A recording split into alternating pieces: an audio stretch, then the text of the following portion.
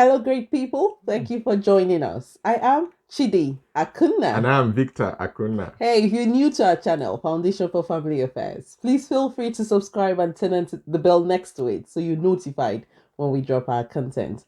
At Foundation for Family Affairs, we are very interested in your relationship. Yeah. And so our mission is simply to connect hearts Hearts. and raise healthy Healthy family. families. And what we'll be talking about today borders on connecting hearts. We have come your way today with an interesting topic: why relationships fail. Hey, there are many reasons relationship Yes. fails. Okay, but we have decided to focus on the part that has to do with building social skills, because we see this many times. Okay, people get into a relationship with someone and then they're wondering, oh, but I don't know what I did wrong. I got everything else right. Okay, so we will be considering, we're focusing on building social skills. How are your social skills? Okay, and in talking about this, it won't be complete if we do not bring in the concept of social intelligence. And what is social intelligence? This was just a concept put forward by Edward Thorndike in 1920, an American psychologist. And I like the way he captured it. He said it's the ability to understand and manage men and women, boys and girls, and act wisely in human relationships. Now, it's one thing to understand people, but it's another thing to know how to manage them. And then it's your responsibility to act wisely in human relationships. So we see this sometimes. People do not know what the appropriate social behavior should be. Okay, you're talking to people and you can't even tell you're losing them. We'll be talking more about this. Okay, how you can build social skills to help your relationships. Okay, and I tell you, if you put this into practice, you will see remarkable difference. Okay, we'll round off by telling you the components of social intelligence, but before then, let's dive into social skills. How to build social skills for your next relationship. Just my work. Yeah, there's something about building social skills, right? Because if you look at it, the word social, in other words, talks about interaction. Would you interact with? You interact with another human being, all right, in this context. And if you are going to be building if you are going to be interacting with people, it's better for you to understand what are the subtle rules of interacting with people. Why is it that when you start out a relationship, after a while, someone just said, I can't get that lady, I can't get that guy? It's not because you're a bad person. Sometimes because there are some hidden rules that are hidden to you, but not hidden to other people, that you might be violating without knowing. Have you seen some of those, you plan a party and someone just turns up wearing the wrong outfits? Not that they are bad, it's just that they don't know the appropriate dressing for that season. Sometimes some people are, giving a speech, maybe at a wedding, they've invited you as the best man to give a speech, and you are making jokes that are supposed to be private jokes. Again, not that the person is bad, they just lack some social. So some of these lack of social intelligence or social skills that we might lack might be affecting our relationships. At work, you just notice that people don't want to join your team. You find out that your partner just ghosts you after a while. What are these skills? And those are the things we want to look at today. Why are they important? What is it costing you? Might be costing you valuable contact. It might be costing you valuable, because if you don't have the right contact, it might affect your opportunities. It might affect the kind of ideas that you get to hear. Social skills are so critical to business, to career, to interpersonal relationship, to spousal relationship, to parenting. It's so we can't overemphasize this at all. Yes. Okay, so let's take the first point. Pay attention to subtle social cues. Okay, I like the word there, subtle. All right, it's not obvious. Like he was saying, it could be a hidden rule. Okay, pay attention to those things, and that tells you. I was talking about the components of social intelligence, so we'll be interlacing it as we speak. Okay, and one of it is observation. You've got to be a good observer. You've got to be able to look beyond what what's obvious. All right. So when we're talking about paying attention to subtle social cues, some of them might just be non-verbal. So people, you walk into a room, you're able to look. You are talking about dress code. Okay, you can tell. Oh, okay, this is how these people do things. Now we do this even when we're invited to places. All right. You're invited to speak in a place. You want to go check them out. How do they dress? Okay, so you don't come in looking so different from the people there. You see, that's just social interaction. You knowing the right thing to do. All right. Sometimes it's the tone of voice. You're speaking, or okay, let me give another example. You're speaking to people, and then you can see that you're speaking to someone. The smile is fading. Hey, saying something. Your joke might be too expensive now. Okay, so you need to be able to tell, so you know when to apologize or when to switch. Really important. This sometimes I get it that some people don't even know what to look out for. All right, so for some people it doesn't come natural. You can research about this. How do you behave in a social gathering? All right, I remember I was listening to someone some time ago. He said he knew zero about color combination. He would wear a purple tie with a red shirt. He had to go and research. The first point is to understand that you lack this social knowledge. So once you lack this knowledge, know that there are 1,001 million books out there that can help you. This is how to read facial expression. When someone talks this way, this is what it means. Very, very important. Otherwise, you will be offending a lot of people without even knowing. All right. There are reasons why some people get invited somewhere and they don't get invited again. Sometimes it's not because of competence. Sometimes just because you just lack some very social, sitting in the what do you call it? Sitting on the wrong seat. You just know, oh, you see the way this position is arranged. You know the MD will be there. You know that the head of the table will often be a power person that will sit there. And you just go there and say, yeah, YOLO, we only live once. You just go there and sit down there. And everybody's looking at you. You can see people's body language like, who is this guy kind of behavior? And you don't even know what they're saying. Sometimes they're trying to tell you, this is not the place for you to sit. You have to just say, yeah, am I getting something wrong?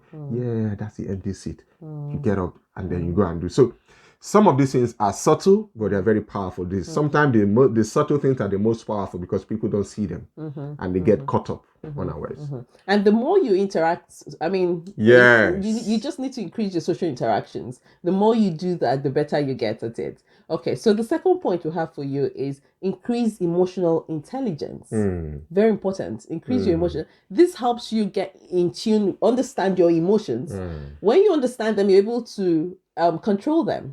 All right. So you're able to tell, oh, at this point I'm feeling this because you're in tune with it. We've done a video titled "Could Your Emotions Be Ruining Your Relationship?" So we'll put it up there. So you need to go check it out. Could your emotions be ruining your relationships?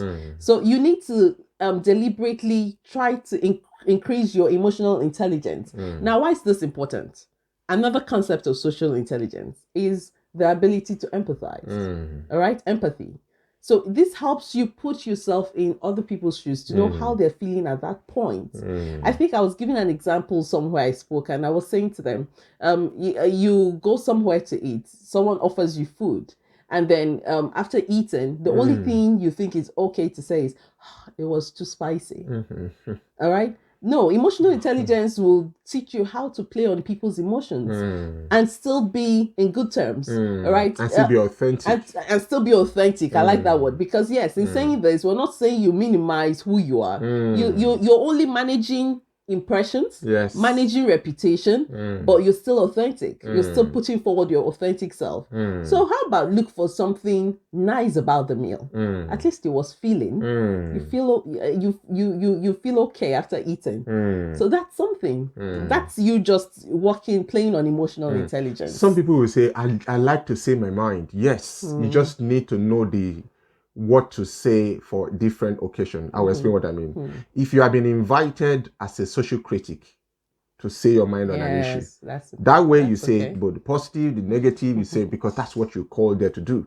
But if someone invites you into their home, it's not the time to come and be giving them social commentary or social critique. You're not supposed to wear that hat.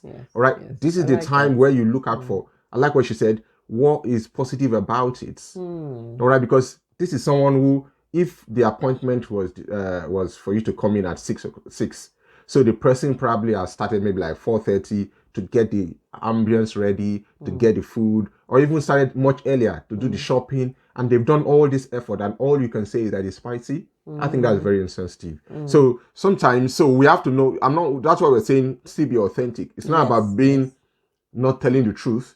It's knowing the information to share at time. All right. So if your toddler comes to you and say, "How do people make babies?"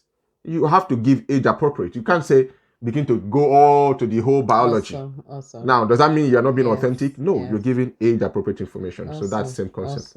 Awesome. I love that. Okay, so the next point we have for you is respect cultural differences. Okay, well, not the same. I mean, people have come from different backgrounds, different beliefs. Okay, but you must get to the point where you respect that. And this is where it's important to be able to accept people, even when you disagree. Now, some of us are just feel people must accept what we have to say every time, accept our opinions on things every time. No, it's not right. Okay, so but people should still be able to be comfortable in your presence even when you don't agree. You don't make them feel less because you put forward the points that I disagree with. All right, so cultural differences, you must understand that people are different from you. It makes you think, it makes you even curious as you speak with people. You put forward questions, you're asking them, why this, why that? Okay, just to better understand people. When I was talking, I said social intelligence is understanding and then managing men and women, boys and girls, and acting wisely in human relationships. So when you seek to understand their culture, then you're better able to interact better. Yeah, I like that word, seek to understand. All right. That means that most times you understand more of the culture you are born into. Yes. The environment you're born into. Now you are getting into an atmosphere, in an environment where other people from Asia, South Asia, East Asia, North Asia, you're interacting with them. North America, South America, everyone is different. West Africa is different from East Africa, different from South Africa. Southern Africa is different from Northern Africa, but they're all in Africa. So the error some people want to make is to be like, everybody is Africa, and then bundle them in the same pie. No, understand the underlying differences, their view of the world, their beliefs, things they hold there. All right. Of course, there are similarities, but there are also differences. You need to understand this so that you will not unconsciously offend people. I remember some time ago, I read a report about a particular minister that traveled all the way to, I think it was Iran, and he was talking to this highly placed government official, and he raised his foot. That's the way he sat, and underneath his foot was showing. And in that culture, that was highly disrespectful. Now, he didn't mean it like that way, but sometimes this is what we're talking about. Studying and understanding people's culture, knowing the subtle nuances, knowing the subtle belief system and preferences. These things are so powerful. That's why you see some people, they are able to connect in any culture. People like Nelson Mandela. I think it was another man that is able to do this, Barack Obama, Bill Clinton. They are deliberate about understanding people. So they go here, they have friends almost everywhere because it's a conscious effort. No one is born with this knowledge. We all go to get it. So if you are that person that anytime you come into the room, everybody like, this guy is here again, that is a reason. All right, you need to study and understand these things that we're talking about and see how you can now leverage them to be able to build stronger relationships. Okay, very good. The next point we have for you is practice active listening. Practice active listening. So you listen without interrupting. And that's because you respect the other person's ideas enough to know that they're worthwhile. Okay, they're valuable for you to listen. Now, bringing in another concept of social intelligence, another component of social intelligence here is the component of charisma. Now, when we speak to some people, sometimes they think charisma is innate. People are born with it. Okay, but you can't learn it. You can't improve on it. All right. So what is charisma? It's just linked to charm. That thing that makes you look attractive to people. People who are charismatic are thought to be influencers. And why is that? they actively listen. Okay, they give you all their attention at that point. They make you feel like what you have to say is important.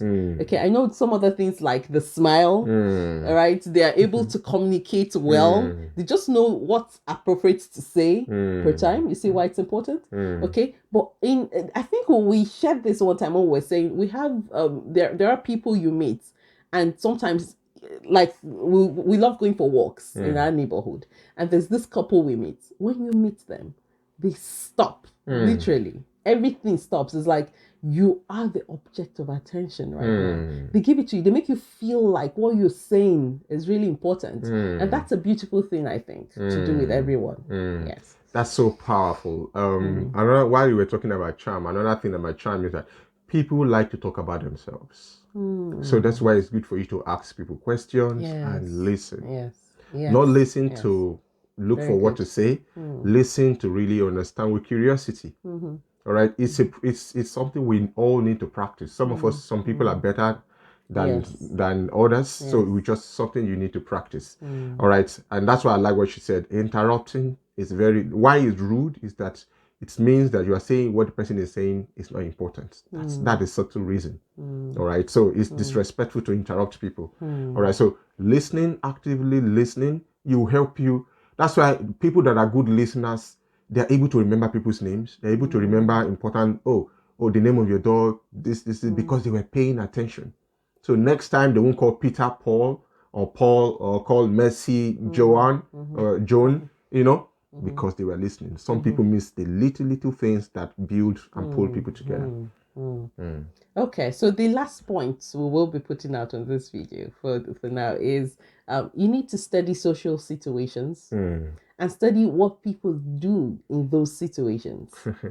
Okay, you see the component of observation is coming back. Yes, you need to study those situations. You may not have, and that's why I was saying you need to increase your social interaction. As you interact more, you get better at it. Okay, the more social situations you put yourself in, the better you get. But then it's also best to maybe just study situations as you interact with people, as you watch things. Okay, you need to be gleaning lessons from them to know, okay, see what he did at this point. You're able to tell, he didn't lose his cool even when he was being spoken to in a way, in an odd manner. You see, so these are very important. Study social situations and what other people do in such situations. That means you have to get away from your mobile phone, because these days what people focus on is that they sit at a party, they are eating, and they are constantly on your phone. So they are minimized. So even though they are there, they're not interacting. Not so good. All right. So why I laughed when you said, I remember the first time I was in a social gathering and there were a lot of cutleries. I was like, what is it? Which one am I supposed to use first? But thankfully, the way it was arranged made it really easy. Okay, so it's good for us to understand these things. So you could look at what other people were doing as well. Yes, and took a cue. Which one are they eating first? Of course, I paid attention to the person I think will know more, because if you learn from the wrong person, you have yourself to blame. Right. All right, so we need to understand how to carry ourselves, coordinate ourselves in these situations. All right, so because as you are aspiring to grow up the ladder in your career, in the society, every stage, every phase requires some level of social skills, social etiquette. That is a right dressing, appropriate dressing. When they say it's a black tie, don't go and wear a blue tie. When they say it's a black tie, don't enter there without any tie. Understand the rules of, there are reasons why these things are there. There are colors specific for every event. All right? If it's a whatever it is, these things are so powerful. That's why some people who are in a lower class find it difficult to marry people in the upper class, because as they are coming to introduce you to their parents, they are already judging you through a variety of what they call it now, they're assessing you already through different score points that you have no clue about, because of you've not been exposed to them. But some people were not born with a silver spoon, but they push themselves to understand these things. So they are able to close that gap. That when they are interacting, everybody there's no difference. All right, so you have to be active about learning these things. Yes, be active, okay? And then the more you do it, the better you get. I'm gonna keep saying that. Yes. So it helps you because you're able to learn from your mistakes. Yes. Okay, so those mistakes can be turned to strengths next time. You just lessen the weaknesses. Throw yourself out there, interact with people, feel comfortable. You build confidence as you do it. Fantastic. All right. So if you haven't subscribed to our YouTube channel yet, now is the time. Please hit that bell next to it as well so you're notified when we drop our content. Until we come your way again, let's go on and interact some more. See you next time. Bye.